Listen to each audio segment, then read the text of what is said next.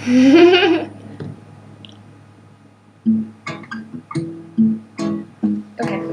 so interview with Jacob Jaeger. Yay! What you got for us? That's all I got. That's good. Is that yours? I think so. I think I started writing a song the other day. What is that? Stars like butterflies fly. Seasons change as well. Something like that. That's pretty. That's really pretty. I'm like waiting to hear the rest. I don't have any more. How about the other one is like thoughts like butterflies fly. Thing about change, why ask why? Or something like that. I don't know. We have one of those. So do you think you'll finish it? Yes. Do you usually write like that, where you start one and wait to finish it? Yeah, most of the time. This is funny. We'll interview. All right. I like it. I'm gonna spill it out. All right. But please spill it out. So songs, they come in all different ways.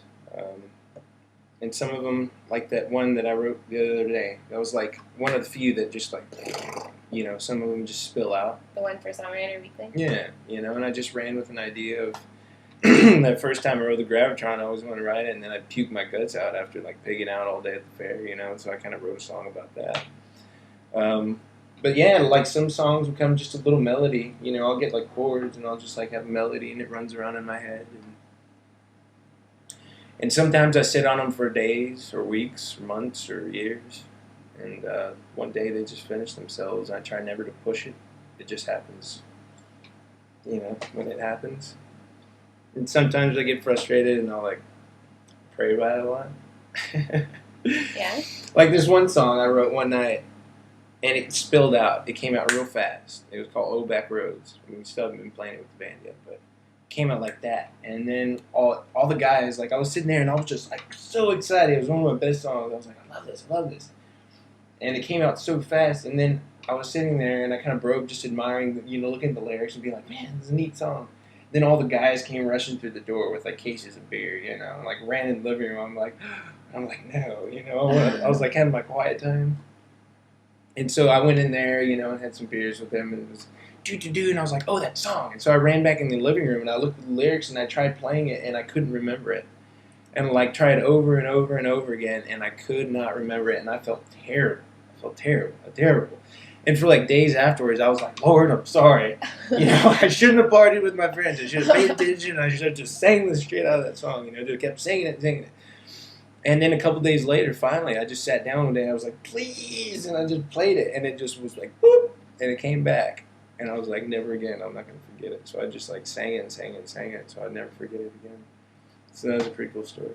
That's really encouraging. I didn't know that it could come back once you lose it. Well, and that's one of my tests, too, is like, sometimes late at night, Garth Brooks, but sometimes late at night, like a melody or something will come in, or like any given moment, and the test is like I'll sing it, and then if I go about my business and I'm able to recall it later, then it's worth keeping. And if I've forgotten it and it never comes back, then it wasn't to be. I heard that's how John Lennon and Paul McCartney wrote the same way when they first got together and started writing. It seems like the logical way, like Greg was at the house yesterday, like playing this little like doo-doo, and had this real catchy melody, and he's like, that's just really been sticking with me, and I've been hearing him play it for weeks, but yesterday he like busted out in front of all of us at practice. I was like, yeah, that's good. And it's like it sticks with you, if it sticks with you, and then it's worth keeping, and you build upon that. It'll probably stick with other people too. Right. We all get songs stuck in our head. Yeah, we all get songs. Sometimes they're our own. Sometimes. Do you think that they really are our own? Like, do you believe this is your creation? Or do you think it comes from somewhere else? Oh, definitely. Yeah, I can hardly take credit. I'm glad I can. I think of it like being a receiver or whatever. Like I'm glad to be receiving it. That I can, because like sometimes I'll get clogged up, and I kind of like. It's kind of like a drain in the bathtub, getting clogged up, and then like once you like you get in there and like you move that, and then that's kind of like your mind, so you can clear your mind, and it's like that is like coming in, like into you or whatever.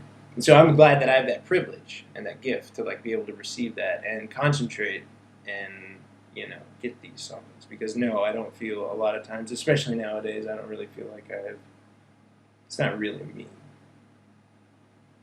I mean, it is, but it isn't. Is that maybe a concept you've grown into? Yeah, because for a while with the songwriting, it was a struggle. At the beginning, not so much. I mean, it was because I started in high school. Listening to like Weezer and like Deftones and all that stuff, Dave Matthews, and I was like, man, music's neat. Like I want to do that. So I'd try, listen to Incubus or something. And I'd be So that's when you wrote your first song in high school? No, I didn't write. I just wrote. Like made attempts at like creative writing or whatever, and like trying to get these motions. There are all these like very like, like.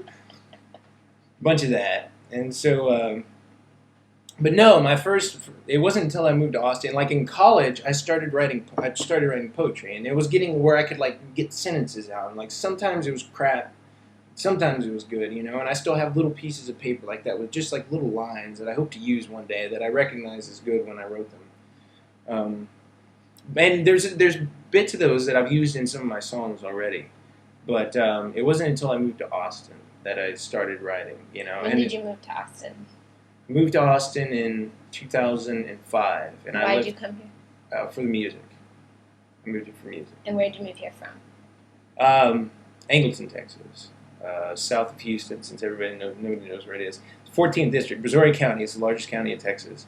14th District is Representative Ron Paul. Woo-hoo.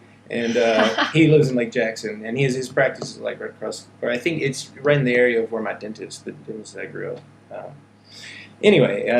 Your song you wrote last week for Songwriter Weekly is about a county fair. Missouri County Fair. Largest county fair in Texas, yeah. And so that was a true story. It was a true story, yeah. I mean, I took like artistic liberty, like here or there, but like for the most part, yeah. It was, like, true story about me puking on the Gravitron, because I definitely did. Like the Gravitron was like crazy. Because it's like this, it spins, and you get inside, and there's these slabs. There's like a center where there's like this creepy carny, and he sits there, and he's like cranking all the like 80s hair metal, right? And then all the kids like get inside, and it's just like slats like that, do do do do do do. And so you lay on these, and then it starts to spin, and then once it gets going, you're flattened up against the wall, and then these slats start picking up, and they go like shoosh. And so everybody's like, and so everybody's just like spinning, and it keeps going like that, and it's just like, whoa, and you like, turn like that, And so yeah, the Gravitron, I got it, and like. How old were you? See, I can't remember that. It was elementary school, I said I was 12 in the song, but I don't know if that was true. Not far out of elementary school. Yeah, but and it was elementary, and I got outside, and I jumped down the stairs right around the corner, and everybody's like, you always see that kid. You always know that kid. When he comes running out, you're like, that kid's going to puke, and I was that kid that day. Everyone gets out of his way. Yeah, so I was like, just spilled my guts. Literally. Literally. So, okay.